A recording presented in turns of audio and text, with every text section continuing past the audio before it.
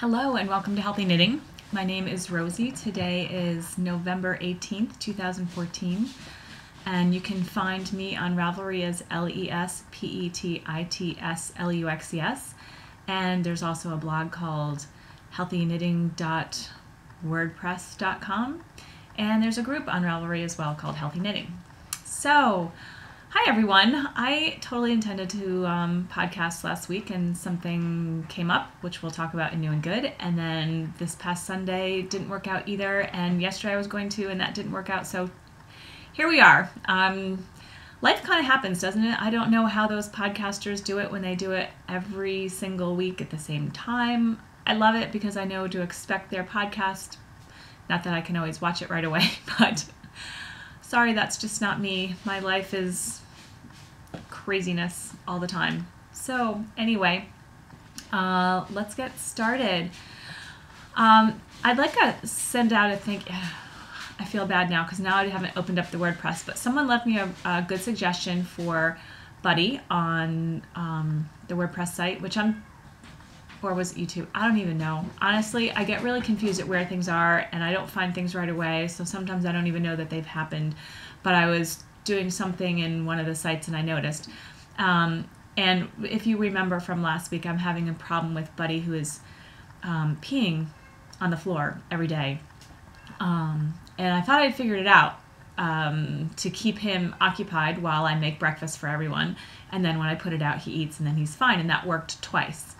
And now it's absolutely worse. But the suggestion was to keep him up on things. And I did watch Jackson Galaxy. If anybody hasn't heard of Jack, this is a knitting podcast, I swear, but we're getting there. Jackson Galaxy has a podcast or a television show called My Cat from HELL Hockey Sticks. I didn't do that right, did I? Anyway, I don't normally have to worry about swearing, but I don't want to swear on a podcast. Natalia's saying hi. So anyway, he suggests for cats who are getting beaten up or having issues to have a high space for them. And this person who was kind enough to make a comment had suggested the same thing. And I do kind of have that. Buddy can, but he actually likes to be lower on the floor, and he'll actually go into the living room and sleep on one of the cat beds that I've made that I've showed in a prior episode. So he'll sit out there, but then he'll do crazy things, and he's still doing it. And actually right now, the last 2 days has been worse. So I'm going to talk about something else, and maybe I'll just do it now. I got this book out from the library, The Whole Pet Diet. Who is this by? Andy Brown. And I took it out from the library, which is great. You can always see if something works for you, and if it doesn't, then you can take it back, and if it does, you can then go purchase it anyway, either hard copy or on an digital, which I prefer digital because I can take it everywhere. There is something great about having books, right? You don't have to have a computer or EMFs in your face, electromagnetic fields in your face, when you just want to be calm and read. But I find that I need my things to be much more mobile than carting around books. So that's why I love the library and digital loans on the library, etc. So anyway, I'm going to try this out and see if this helps, because I have switched my food again to some really what I consider to be very healthy food. It's the best that I can find without any byproducts, grains. I can't have grains in this house. I've got 2 cats that are reactive to it, and they have autoimmune in their teeth. I told you about that. So it's very interesting that a lot of vets just don't know this stuff, because it's like doctors are not taught nutrition classes. So anyway, I'll keep you posted, because a couple of my other cats are just, they're not as well as I would like them to be. And I thought that switching to the food would really make that difference. So I'm going to try this and I'll keep you posted.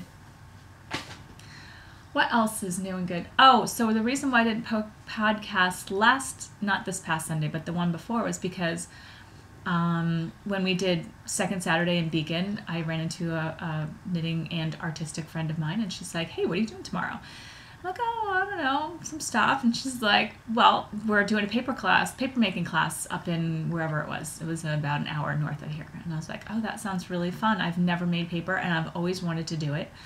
So I did that. I don't have anything to show you because it has to dry and get pressed and all that kind of stuff. It's been a week, so I'm sure it'll be getting back down my way pretty soon, and I'll show you. It was pretty fun. I made a bunch of little ones and a couple of bigger ones and then a really big one, but I think I'm going to give the really big one to my friend who invited me to go up there because she's a phenomenal artist, and I think she would do something much more spectacular on that big piece of handmade paper than I will.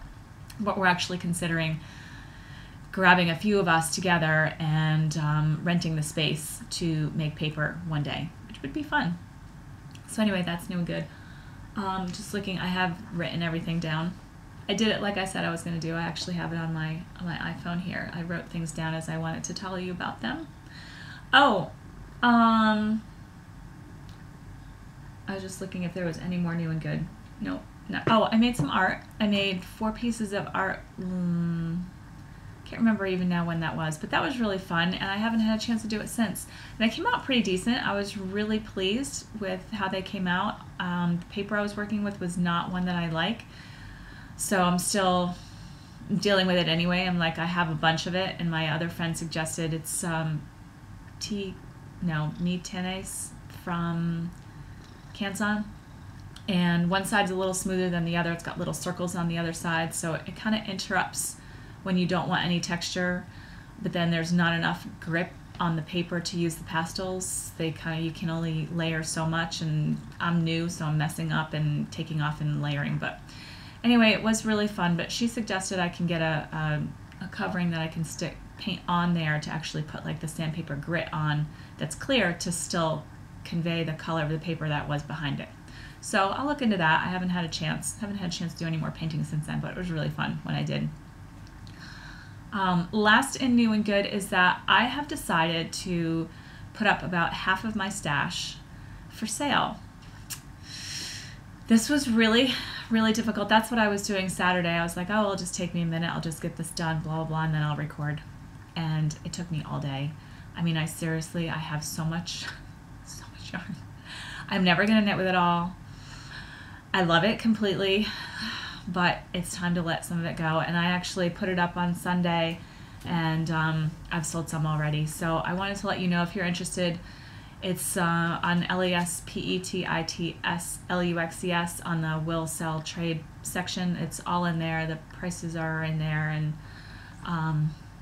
yeah, there's some really good stuff in there. Some pretty good deals. I love it, but I'd love to see somebody else make something with it. And I had this conversation with Karen of Stashless that it's easier for me to give something away knitted already than it is for me to give away the yarn or sell the yarn or whatever, because there's so much potential in it that I'm like, oh, I want to make this and I want to do this. And how many lives do I have? I have one. There's not enough time. I will be happy with what I have left over, and even if there's something that's that I'm not selling, and if you see it and it's something that you really want, just PM me. I might be willing to part with it. But the time I was doing it, I was like, oh, yeah, there's still stuff in there that has already gone, and I'm like, oh, yeah. Love the yarn. I actually gave my friend 2 wrist warmers, and I'm giving her 3 pairs of wool socks. She's very, very cold, and some other issues going on, so this will keep her warm. And it's so easy to do that. It's like, I don't know why.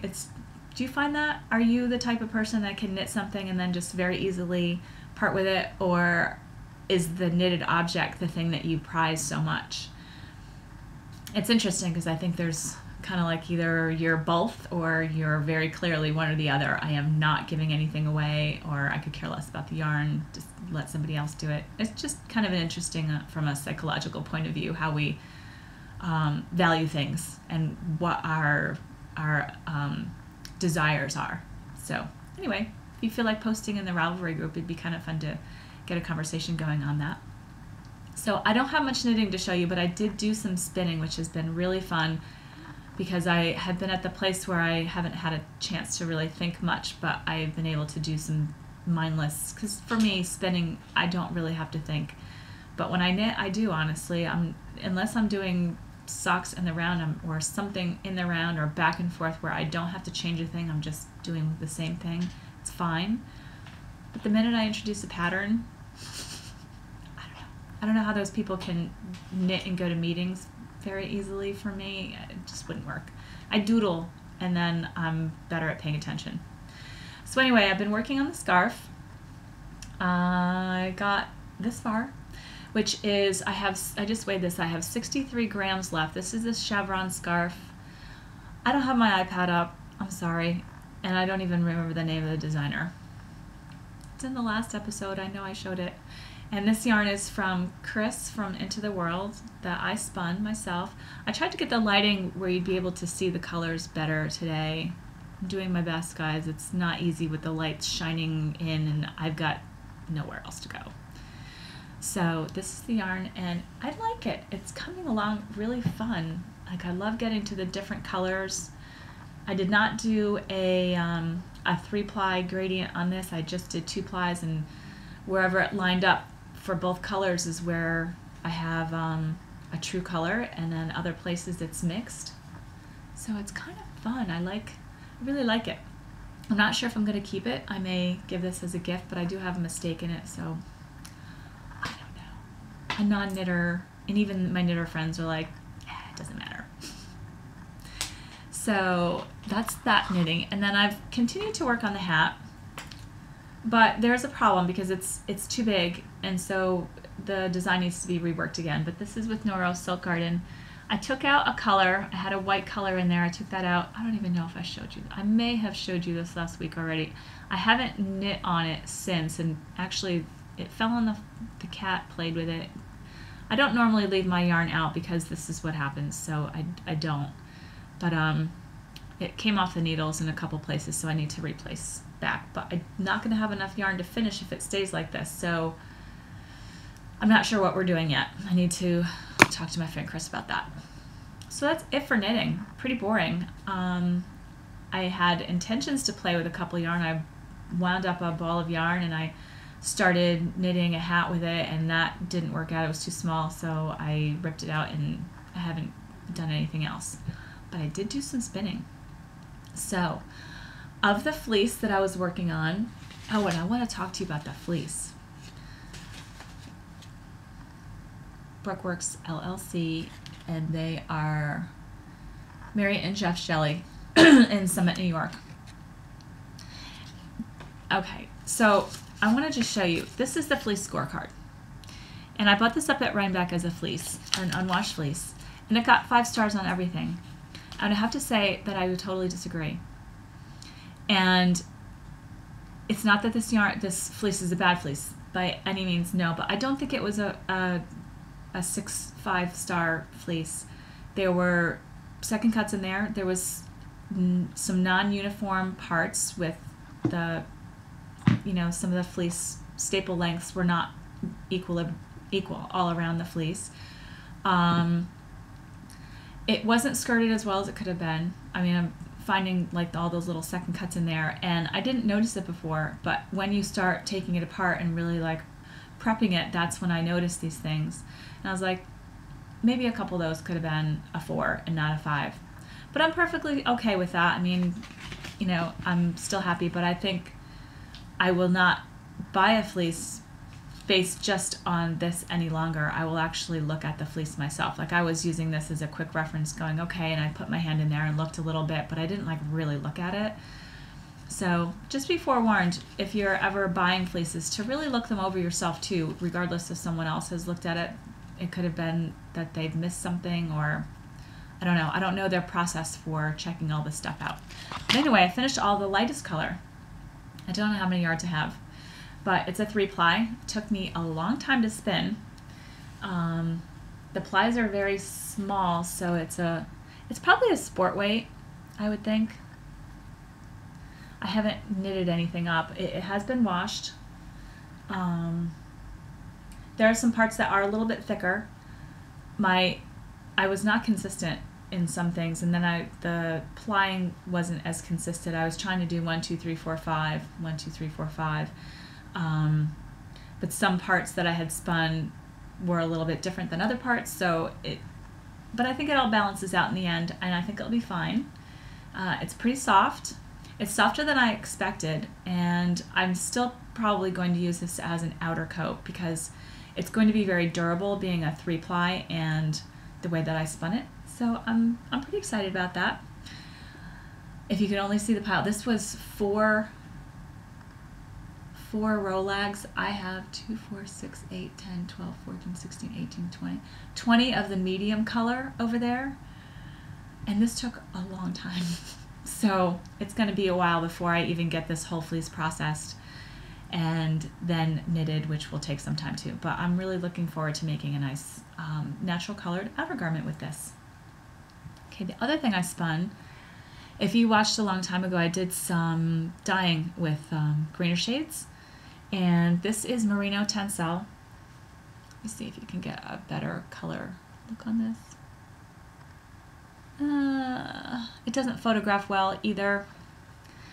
It's really beautiful. It's purples and silvers, and like there's also a different type of reddy purple in here, but you don't really see it too much because it's, you know, when I spun it, I was kind of like, all right, what do I want to do? Do I want to make keep the colors separate, or do I want to blend them? And I can't even get this apart now.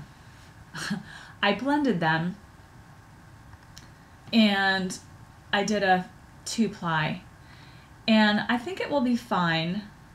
The colors are still pretty, but they look so beautiful and shiny like Mad Tosh when they were on their own. So I have another Merino Tencel that I dyed, and I'm going to spin that as a singles, and I think it will be fine. The staple length is pretty decent on it, actually. It's not a short, even though it's merino, it's not too short, I think, where it's going to be a problem for me to be able to spin a single and keep it together. But I think that will hold the integrity of the shiny singleness of it. I mean, it looked like Madeline Tosh, and I'm a big fan of Madeline Tosh. So I don't know if you can see. I'm pulling it apart to show you. Oh, you can't really see. All right, well, I'm sorry, but it is pretty. I can't remember. I did count the number of plies. It's not a stretchy yarn at all. Like, there's no give. But I think a small shawl or something like of that nature where it can be drapey would be fine for this yarn. And it's super soft, so it would be something really perfect for head or neck or something like that. So that's that. And it's kind of all over the place with the consistency as well. Like I said, I wasn't paying attention very much when I spun it. I was just having fun. So the next thing I want to show you, Natalia is sitting on. Honey, can you sit? Hi again. I can't pull up my bobbin. Can you go, please? Because it's attached to my wheel, and that's just a little heavy. So I pulled it out a little bit. And this is, what is this? I think this is merino.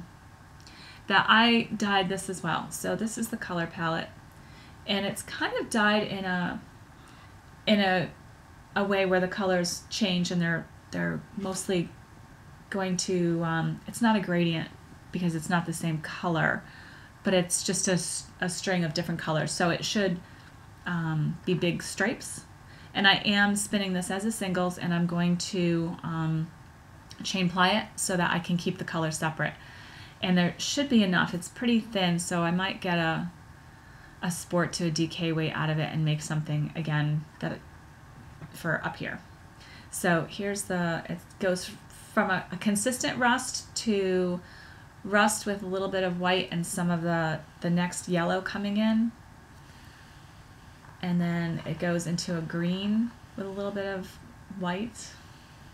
And then I can't wear yellow around my face, but this is more like a gold color, and I think it will tone down a little bit once it's spun, and then from the yellow, which broke when I was pulling it apart, into purple. So that should be fun. I haven't had too much time to work on that recently, just a little bit. I don't know, not much on my bobbin, but it's spinning really consistent, which might make the end product really good. Depends on my 3-ply. Okay, so that is it for spinning. Let's get on to the healthy tip. So I have a few healthy tips for you today.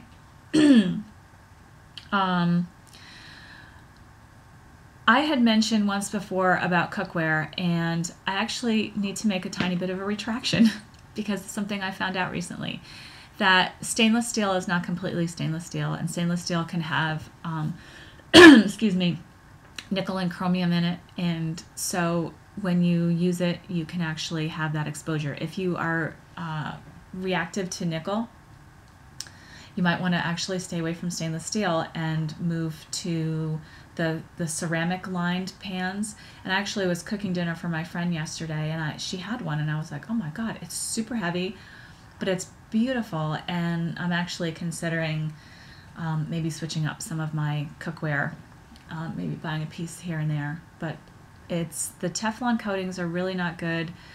I've explained that before, that the Teflon can actually, when it's at high heat, it can throw off gases. It can chip if you're not careful, and then you're ingesting it. Cookware is aluminum pans. No, don't use them. They just react, and they are not good for us. So it's really interesting to find out now that something that I thought was very benign could cause problems for people. So I apologize for even putting that out there before and not being aware of it. So I just wanted to give you a heads up on that. Okay, so there's two more things I want to talk about. I watched, I think I've told you I don't brush my teeth with toothpaste. I don't believe in fluoride. I don't want to drink fluoride. I don't think it's good for us. It actually can, it's something they put in medications for someone who has Graves' disease to actually, Graves' disease is where your thyroid is in overdrive, and so it actually can put you the other way. So for more of a hypothyroid, we have a big hypothyroidism, Hashimoto's problem in the United States. Autoimmune disease is actually very prevalent in the United States and is causing all sorts of problems. And anything we can do to keep our bodies working and functioning properly is what we need to do, because there's so much stuff that we can't take care of. The air we breathe, it's very difficult unless we're going to walk around with a respirator on. The water we drink, when we're at home, we can handle what's there. When we're out, sometimes it may not be available to us. So planning ahead, things like that. Just making sure that you can take control over all the stuff that you can. And toothpaste is one of those things. And I'm a firm believer in non-packaging and keeping the environment clean. And what's better than that than making it yourself? And it's easy. So I used to use baking soda a long time ago to brush my teeth, and then recently I purchased something to actually put more enamel on my teeth. But I can't use that right now because it has mint in it and I react to mint. So I was like, all right, let me go back to the way I was doing things before. So his talk actually came up, I was listening to it, and he suggested 80% baking soda, 10% of a sea salt mix, and then you dip your brush in hydrogen peroxide and then dip it into that mixture and brush your teeth, and it's perfectly lovely. I'm used to that. Like, I don't need to flavor it. If you want to flavor it, I'm sure you can put a essential oil in there to flavor it, but personally it's fine. I don't have a problem with it, but I get used to weird things. So I'm finding that the more we can keep things simple, the better. Baking soda comes in a cardboard box. Hydrogen peroxide does come in plastic, but you're not ingesting it.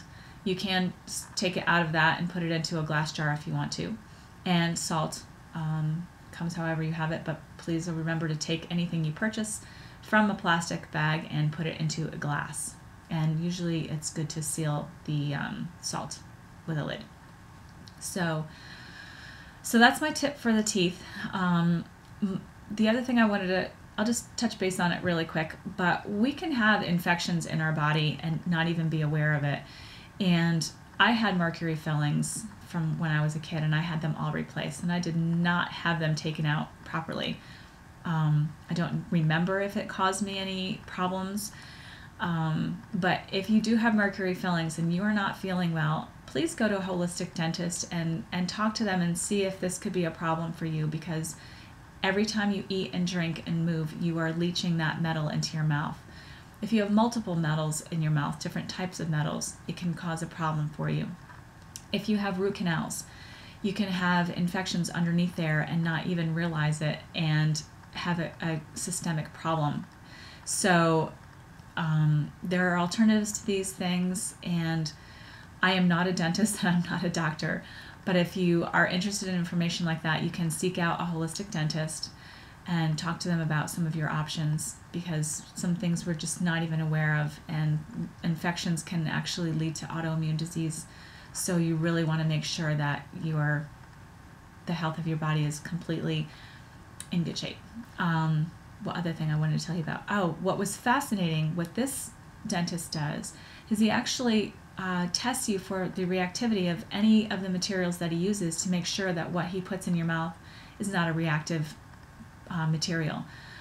I thought that was fantastic, because what a good way to find out before you spend thousands of dollars working on your teeth if what you've done is actually going to cause you a problem or not, because obviously the reason why you're doing it is to be able to chew better, which is part of your digestion, feel better. You don't want to put something in your mouth that's going to make you sick. Like I told you, I had the Invisalign, and I don't wear my retainers as much as I'm supposed to because it's plastic and I don't want that leaching into my mouth. So I wear them for shorter amounts of time, and I put them in every couple of days, and then I take them out. But I don't leave them in. I don't eat with them or drink with them in my mouth or anything. But unfortunately, there isn't anything that I can do. I don't want to put metal in my mouth as a permanent retainer. So yeah, it's interesting. You take the lesser of the evils. Okay, so the other thing I want to talk to you about is endocrine disruptors. And I'm going to actually read something from a website that I found that I'm going to tell you about. The website is niehs.nih.gov. And the name of the website is cat hair, National Institute of Environmental Health Sciences. And I'm going to read you a little bit about, let me just tell you, the endocrine system is our system of glands that produce hormones. And when we have endocrine disruptors, we disrupt those patterns. We disrupt the hormones from working properly. Something will fall into that receptor site, and so that the actual hormone can't get in there. And then we wind up with disruption. And then what happens is our whole body gets out of whack. We wind up with all these different illnesses and imbalances in our body that really just we don't want to have in the first place. It's much better to be on the preventative side, and I know that most people are like, go from the other end, but I really want to show you about ways to keep you healthy. If you're already not feeling well, you must do these things. Take them out of your environment. But if you want to stay healthy, get them out now, which is the other reason why I get so mad about the pink, the ribbons for pink cancer and the breast cancer, and then they put it on a deodorant label. And I'm like, it's not helping anybody. Really, it's not helping anybody. So anyway, I'm just going to read this because it is long, and I don't want to paraphrase and make an error for you. Endocrine disruptors are chemicals that may interfere with the body's endocrine system and produce adverse developmental, reproductive, neurological, immune effects in both humans and wildlife. A wide range of substances, both natural and man-made, are thought to cause endocrine disruption, including pharmaceuticals, dioxin and dioxin-like compounds, polychlorinated biphenyls, DDT and other pesticides, and plasticizers such as bisphenol A. Endocrine disruptors may be found in many everyday products, including plastic bottles, metal food cans, detergents, flame retardants, food, toys, cosmetics, and pesticides. So, it is everywhere, and it's not regulated.